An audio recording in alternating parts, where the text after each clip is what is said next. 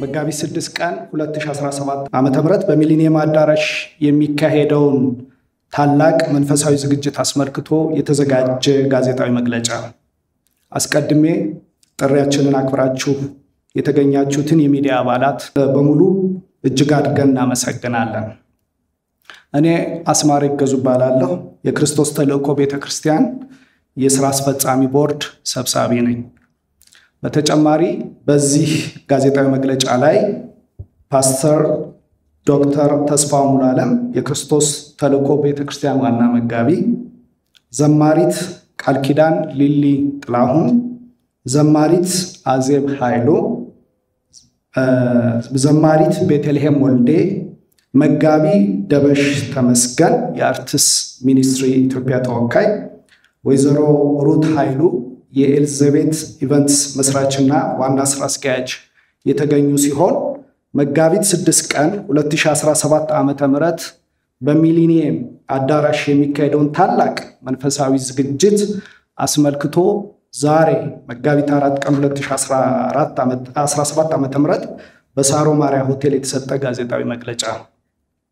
የክርስቶስ ተልእኮ ቤተክርስቲያን ጌታ ኢየሱስ ክርስቶስ በሉቃስ ወንጌል ምዕራፍ 19 ቁጥር 10 የሰው ልጅ የጠፋውን ሊፈልግና ሊያድን መጥቷል ብሎ እርሱ ስለመጣበት ዓላማ የተናገረውን፣ እንዲሁም በዮሐንስ ወንጌል ምዕራፍ 20 ቁጥር 21 ላይ አብ እንደላከኝ እኔ ደግሞ እልካችኋለሁ ብሎ የሰጠውን ተልእኮ መሰረት አድርጋ የክርስቶስ ተልእኮ ተልእኳችን ነው በሚል መሪ ቃል ላለፉት 17 ዓመታት ከክርስቶስ የተቀበለችውን ተልእኮ ማዕከል በማድረግ በወንጌል ስርጭት ቅዱሳንን በማስታጠቅና ደቀ መዝሙር በማድረግ እያገለገለች የምትገኝ ቤተክርስቲያን ስትሆን በኢትዮጵያ ወንጌል አማኞች አብያተ ክርስቲያናት ካውንስል ተመዝግባ የምትገኝ ቤተክርስቲያን ናት።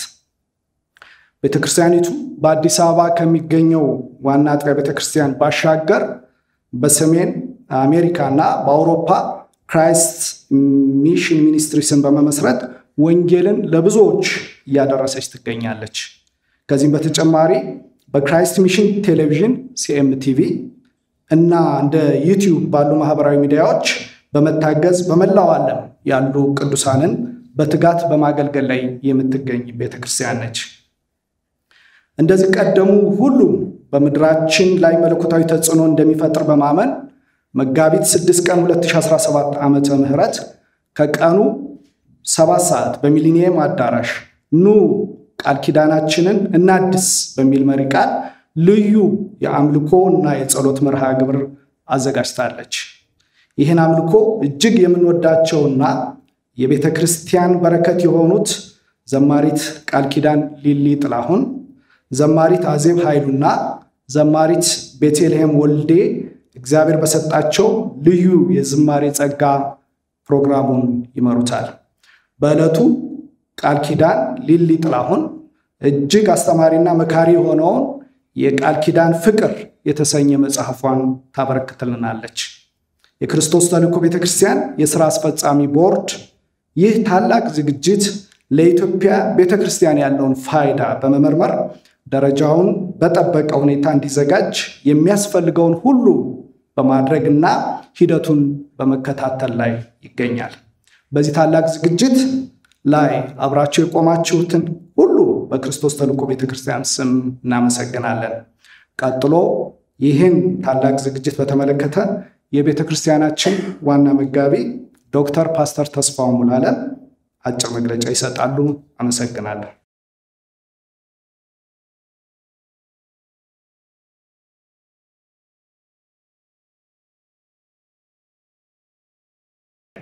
የዚህ ታላቅ ዝግጅት መሪ ቃል ቅድም እንደሰማችሁት ነው የአምልኮ ኪዳናችንን እናድስ የሚል ነው። መሪ የመጽሐፍ ቅዱስ ክፍላችን ደግሞ መዝሙረ ዳዊት 95 ከቁጥር 1 እስከ 3 እና ቁጥር 6 እና ቁጥር 7 ላይ ይገኛል። ኑ በእግዚአብሔር ደስ ይበለን፣ ለአምላክ ለመድኃኒታችን እልል እንበል፣ በምስጋና ወደ ፊቱ እንድረስ፣ በዝማሬ ለእርሱ እልል እንበል። እግዚአብሔር ታላቅ አምላክ ነውና በአማልክትም ሁሉ ላይ ታላቅ ንጉሥ ነውና ኑ እንስገድ፣ ለእርሱ እንገዛ፣ በእርሱ ባደረገን በእግዚአብሔር ፊት እንበርከክ። እርሱ አምላካችን ነውና እኛም የማሰማሪያው ሕዝብ የእጁ በጎች ነን። እግዚአብሔር አምላካችን በልጁ በኢየሱስ ክርስቶስ የመስቀል ደም ከእኛ ጋር አዲስና የዘላለም ኪዳን ገብቷል። በሁለተኛ ቆሮንቶስ ምዕራፍ 6 ቁጥር 16 እና 17 ለእግዚአብሔር ቤተ መቅደስም ከጣዖት ጋር ምን መጋጠም አለው? እኛ የሕያው እግዚአብሔር ቤተ መቅደስ ነንና። እንዲሁም እግዚአብሔር ተናገረ እንዲህ ሲል በእነርሱ እኖራለሁ፣ በመካከላቸው እመላለሳለሁ፣ አምላካቸው እሆናለሁ፣ እነርሱም ሕዝቤ ይሆናሉ። ስለዚህም ጌታ ከመካከላቸው ውጡና የተለያችሁ ሁኑ፣ ርኩሱንም አትንኩ ይላል። ሁሉንም የሚገዛ ጌታ እኔም እቀበላችኋለሁ፣ ለእናንተም አባት እሆናለሁ፣ እናንተም ለእኔ ወንድ ልጆችና ሴት ልጆች ትሆናላችሁ ይላል። ምናልባት ከዓለም ያልወጣንበትና ለእግዚአብሔር ያልተለየንበት ነገር ቢኖር ያንን በማስወገድ በንስሐ ከአምላካችን ጋር ያለን ግንኙነት የበለጠ የምናጠናክርበት ጊዜ ይህ ፕሮግራም ይሰጠናል፣ እድል እናገኛለን ብለን እናምናለን። ለዚህ እንዲረዳን መልካም የሆነ የጸሎት ጊዜ ስለሚኖረን ሁላችሁም በሰዓቱ እንድትገኙ አደራ እንላለን። በሰዓት ማለት ቀጥሎ የምዘረዝረው ይሆናል። ያን አደራ ብዬ ማሳሰብ ፈልጋለሁ። ቀጥሎ የምናገራቸው ማሳሰቢያዎች ይሄን እየሰማችሁ ያላችሁ ላልሰሙ ሁሉ እንድታደርሱልን አደራ ልላችሁ እወዳለሁ። አንደኛ መርሃ ግብሩ የሚጀምረው ከቀኑ 6 ሰዓት ተኩል ነው። ይሄ መሆኑን ተገንዝባችሁ በሰዓት እንድትገኙልን ይሁን። ብዙዎች ከቀኑ 9 ሰዓት 8 ሰዓት የሚል ስለሰማን አዳራሹ ከዛ በፊት ይከፈታል። ፕሮግራሙ ግን ከቀኑ 6 ሰዓት ተኩል የሚጀምር ይሆናል። በተለይም የክብር እንግዳ ሆናችሁ የተጠራችሁ በጊዜ የተመደበላችሁን ስፍራ በመያዝ እንድትተባበሩን አደራ ለማለት እወዳለሁ። በሁለተኛ ደረጃ ደግሞ ምንም አይነት የሚሸጥ ትኬት ወይም የሚሸጥ ካርድ አለመኖሩን እንድታውቁና እንዲህ ካለ ነገር እንድትጠበቁ ለማሳሰብ እንወዳለን። ይህም በተመለከተ ቀጥሎ ያለውን ጥቂት ማብራሪያ በጥሞና እንድትሰሙኝ ደግሞ አደራ እላችኋለሁ። በማንኛውም ሰበብ ማለትም ለፕሮግራሙ ዝግጅት፣ ለመጽሐፍ ህትመት ወይም ለሌሎች ጉዳዮች የክርስቶስ ተልእኮ ቤተክርስቲያን ገንዘብ ያልሰበሰበች መሆኑን ሙሉ ወጪው በክርስቶስ ተልእኮ ቤተክርስቲያን የተሸፈነ መሆኑንና የገንዘብ ማሰባሰቢያ ሂደትም እንደሌለ ከዚህም በኋላ እንደማይደረግ ይሄን መግለጫ ለምትሰሙ ሁሉ ማሳሰብ እንፈልጋለን።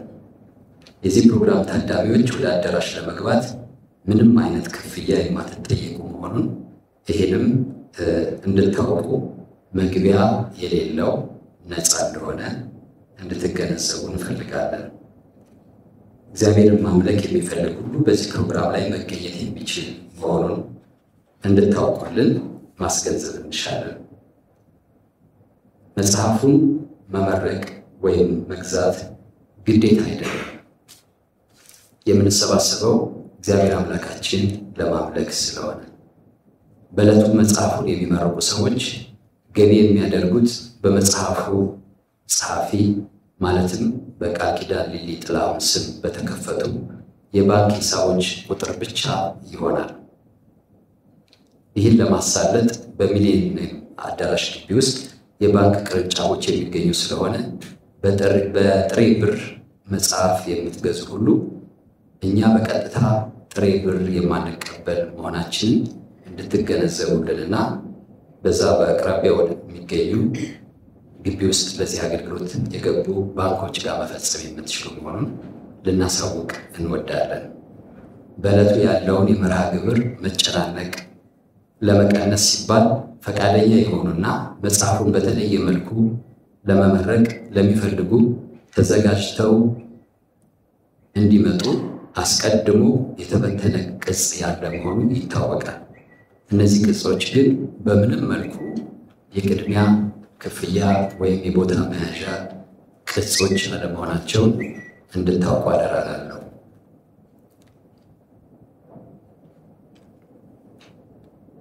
በዕለቱ ለክብር እንግዶች፣ ለቤተ ክርስቲያን መሪዎች፣ ረዘም ያለ ሰዓት መቆም ለማይችሉ እንግዶቻችን ውስን ወንበር ያዘጋጀን ሲሆን በፍጹም በሽያጭ የሚሰጡ አለመሆኑን ማስገንዘብ እንፈልጋለን። በፕሮግራሙ ላይ የመገኘት ዕድል ለሌላቸው ፕሮግራሙ በቀጥታ በሲኤምቲቪ ዩቲዩብ ቻናል፣ በሲኤምቲቪ ሳተላይት ቻናል እንዲሁም በዘማሪት በቃል ኪዳን ሊሊ ጥላሁን ዩቲዩብ ቻናል በቀጥታ የሚሰራጭ ይሆናል። በየትም ሀገር ያላችሁ አብራችሁን ጌታን ማምለክ ትችላላችሁ። በመጨረሻም የፕሮግራሙ ታዳሚዎች ሁሉ በጸሎት በመንፈሳዊ ቅንነትና ፍቅር እንድትገኙልን ጥሬን አስተላልፋለሁ። ለዚህ ዝግጅት መሳካት ከጎናችን የቆማችሁ ሁሉ እግዚአብሔር ይባርካችሁ። እናመሰግናለን።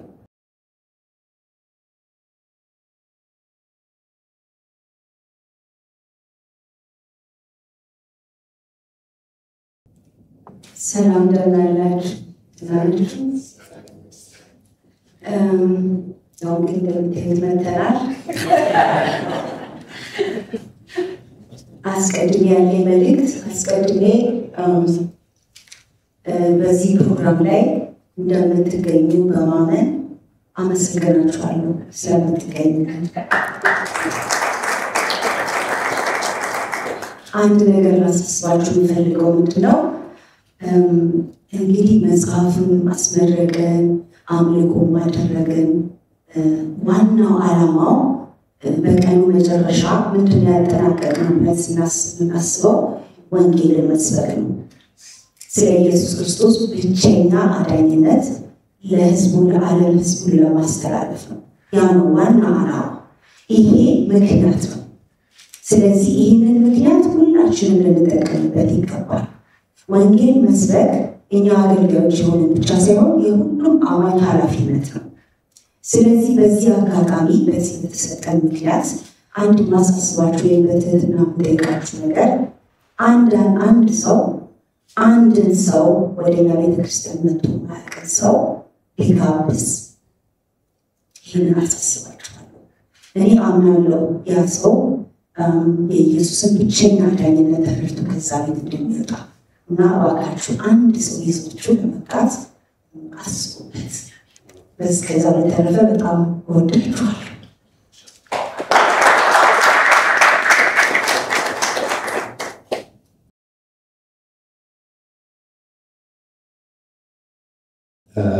እኔ አርት ሚኒስትሪ በመወከል ነው እንግዲህ ሁሉም ዝግጅት ለመናገር ነው። አስፈላጊውን ነገር ፓስተሩን ስም ያልገባኝ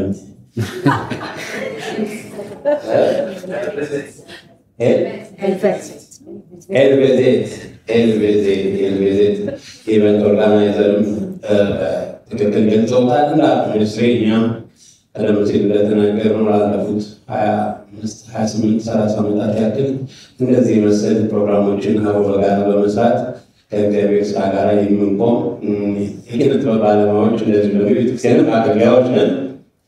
እንግዲህ በዕለቱ እንደተባለው የሚቀርብ መጽሐፍም አለ። እኔ እንደምታደል ሆኖ መጽሐፍ ማንበባለ ምናልባት ደግሞ ብዙዎቻቸው የምትባረኩበት እንደሆነ አፌን ሞልቼ መናገር ይችላል። እግዚአብሔር ለሰጠኝ ቀልብ ስላነበብኩት ሁላችንም ግን በዛን ቀን እንገኝ። ቀደም ሲል ፓስተር እንደተናገረው የመግቢያ ዋጋ የለም፣ የመግቢያ ዋጋ ግን አለ። እሱም በልባችሁ ይዛችሁ የምትመጡት የክርስቶስ ፍቅር ብቻ ነው። ሌላ የመግቢያ ዋጋ የለም። በዕለቱ እንደተባለው በርካታ የክብር እንግዶች አሉን። ነገር ግን ለየት ያለ ደግሞ ሌላ ታላቅ የክብር እንግዳ አለን። በዕለቱ የሚገኝ በጣም የከበረ ታላቅ የክብር እንግዳ አለን። ይሄ የክብር እንግዳ በተገኘበት ደግሞ ተገኝቶ አምላካችንን ማወደስ ሌላ ታላቅ ክብር ነው። ይህ ታላቁ በዕለቱ የሚገኘው የክብር እንግዳችን ጌታችን መድኃኒታችን ኢየሱስ ክርስቶስ ይባላል። በዚህ ታላቅ የክብር እንግዳ በሚገኝበት በአካል ተገኝቶ ለእሱ ክብር መስጠት ደግሞ ታላቅ ነገር ነው። በዛ ቀን ለመገኘት አሁን ልባችሁና ጊዜያችሁን አዘጋጁ ለማለት ነው። በተረፈ ግን እግዚአብሔር ለምድራችን ታላቅ ነገር ያደርጋል። ክብሩ የእሱ ነው። ኢየሱስ ክርስቶስ ጌታ ስለሰጠን በረከቶች ሁሉ እናመሰግናለን። አንድ ራሱን ሰጥቶናል፣ ቀጥሎ ሰዎችን ሰጥቶናል። ኢየሱስ ክርስቶስ ጌታ ነው። ዋው! አምናለሁ መጋቢት 6 ታላቅ መንፈሳዊ በዓል ይኖረናል። ለአምላካችን ክብር የምንሰጥበት ሁላችንም ክብሩን የምናይበት ጊዜ ይሆናል። እግዚአብሔር አምላክ ባርካችሁ። በዛ ስራ እንገናኝ። ተባረኩ።